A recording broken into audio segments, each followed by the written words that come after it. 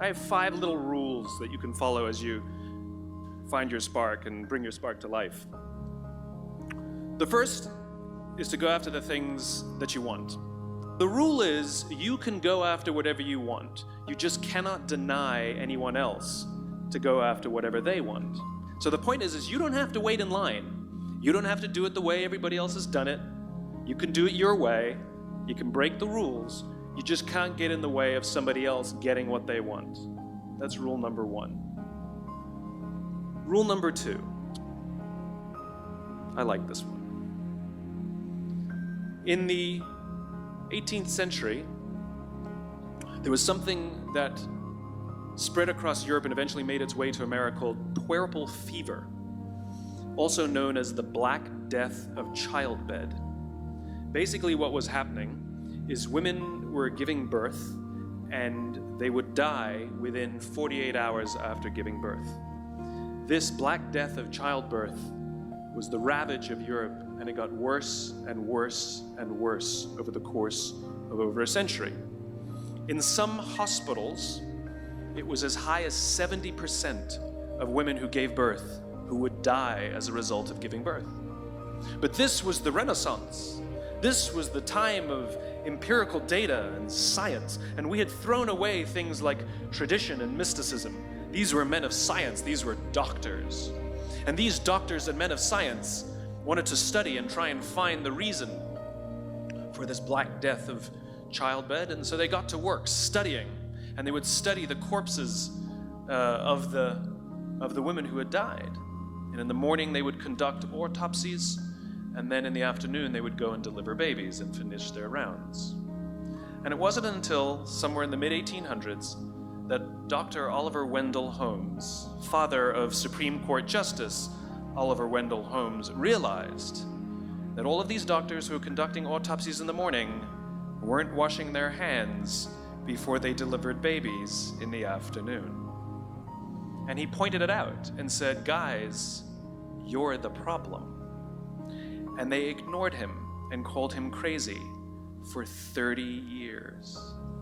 Until finally somebody realized that if they simply washed their hands, it would go away.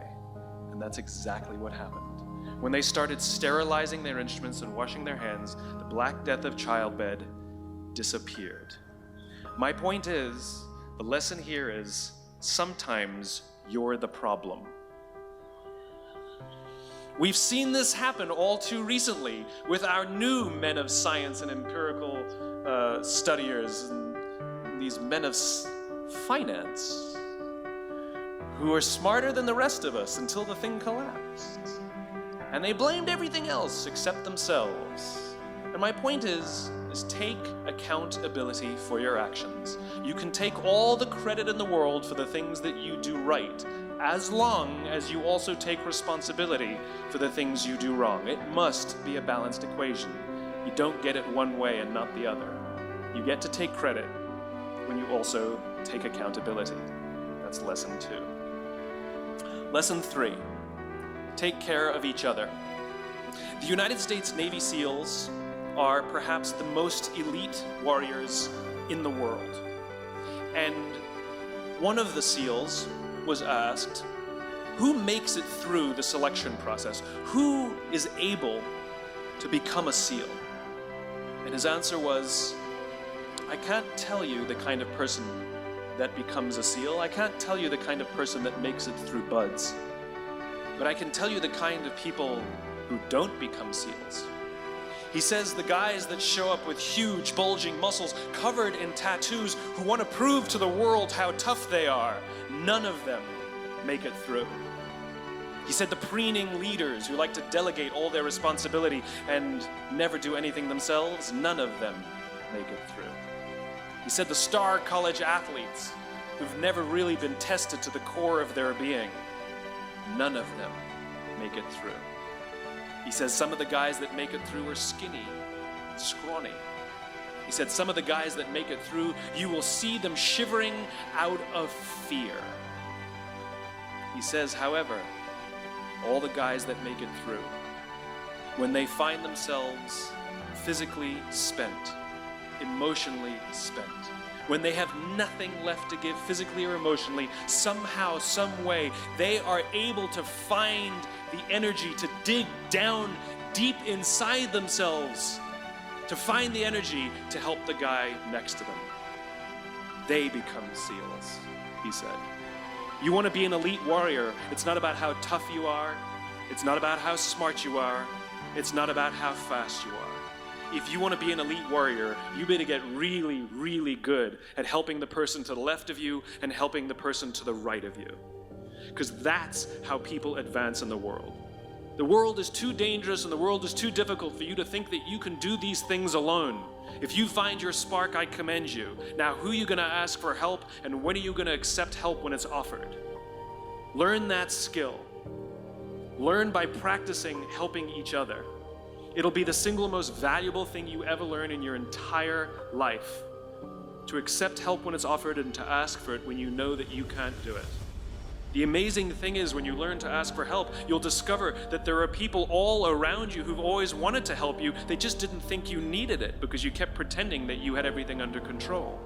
And the minute you say, I don't know what I'm doing, I'm stuck, I'm scared, I don't think I can do this, you will find that lots of people who love you will rush in and take care of you. But that'll only happen if you learn to take care of them first. Lesson 4. Nelson Mandela is a particularly special case study in the leadership world because he is universally regarded as a great leader.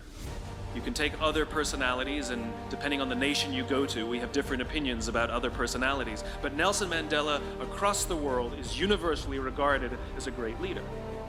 He was actually the son of a tribal chief. And he was asked one day, how did you learn to be a great leader? And he responded that he would go with his father to tribal meetings. And he remembers two things when his father would meet with other elders. One, they would always sit in a circle. And two, his father was always the last to speak. You will be told your whole life that you need to learn to listen. I would say that you need to learn to be the last to speak. I see it in boardrooms every day of the week. Even people who consider themselves good leaders, who may actually be decent leaders, will walk into a room and say, here's the problem, here's what I think, but I'm interested in your opinion, let's go around the room. It's too late. The skill to hold your opinions to yourself until everyone has spoken does two things. One, it gives everybody else the feeling that they have been heard. It gives everyone else the ability to feel that they have contributed. And two, you get the benefit of hearing what everybody else has to think before you render your opinion. The skill is really to keep your opinions to yourself. If you agree with somebody, don't nod yes. If you disagree with somebody, don't nod no. Simply sit there, take it all in, and the only thing you're allowed to do is ask questions so that you can understand what they mean and why they have the opinion that they have. You must understand from where they are speaking, why they have the opinion they have, not just what they are saying. And at the end, you will get your turn. It sounds easy, it's not. Practice being the last to speak. That's what Nelson Mandela did. Number 5, my favorite one of all. True story. There was a former Undersecretary of Defense who was invited to give a speech at a large conference, about 1,000 people. And he was standing on the stage with his cup of coffee in a styrofoam cup, giving his prepared remarks with his PowerPoint behind him. And he took a sip of his coffee and he smiled and he looked down at the coffee. And then he went off script. And he said, you know, last year I spoke at this exact same conference. Last year I was still the Undersecretary. And when I spoke here last year, they flew me here business class. And when I arrived at the airport, there was somebody waiting for me to take me to my hotel. And they took me to my hotel and they had already checked me in and they just took me up to my room. And the next morning I came downstairs and there was someone waiting in the lobby to greet me and they drove me to this here same venue. They took me through the back entrance and took me into the green room and handed me a cup of coffee in a beautiful ceramic cup. He says the lesson is, The ceramic cup was never meant for me. It was meant for the position I held. I deserve a styrofoam cup. Remember this. As you gain fame, as you gain fortune, as you gain position and seniority, people will treat you better. They will hold doors open for you.